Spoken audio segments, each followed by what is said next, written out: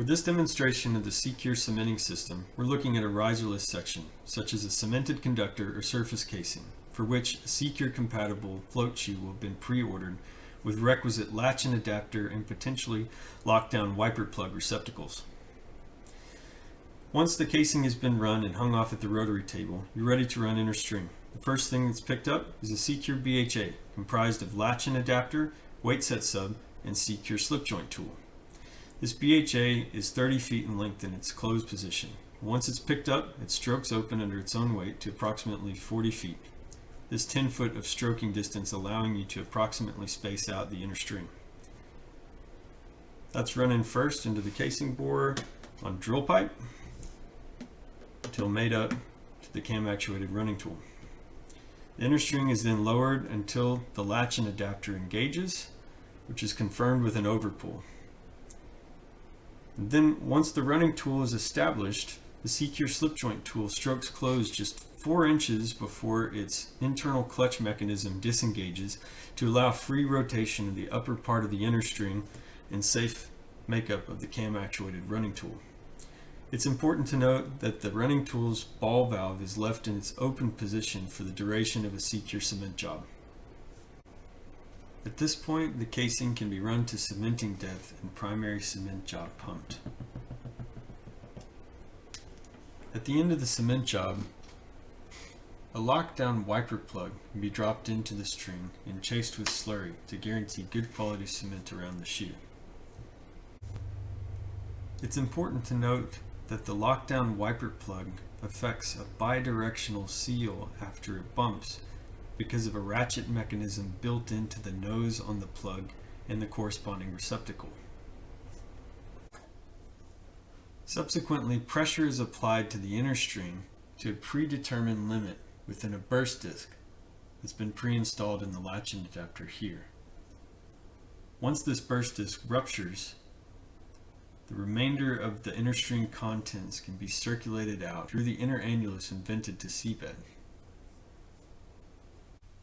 At this point, the running tool's ball valve can be closed by ROV to enable the in situ life of well integrity casing pressure test. Importantly, this is completed against green slurry in the borehole annulus, mitigating the risk of creating a microannulus because of the expansion involved with the pressure test. It's also possible at this point in the job to introduce our patented quick cure process. The quick cure process utilizes a pit of seawater that's been preheated to approximately 65 degrees Celsius or 150 F. This heat sweep is then circulated into the inner annulus, and after 1.5 to 2 casing volumes worth, a maximal exit temperature is observed on an analog temperature sensor that's been pre-installed on the running tool's ball valve. At this point, the ball valve can be closed to allow the additional heat to soak through the casing wall into the slurry, rapidly building compressive strength while reducing weight on cement time by up to 70% and improving transition time by up to 50%. As an option for most SeaCure jobs, the ball drop version of the system may be utilized in lieu of the lockdown wiper plug. For the ball drop version of SeaCure, the process is identical with a few key differences.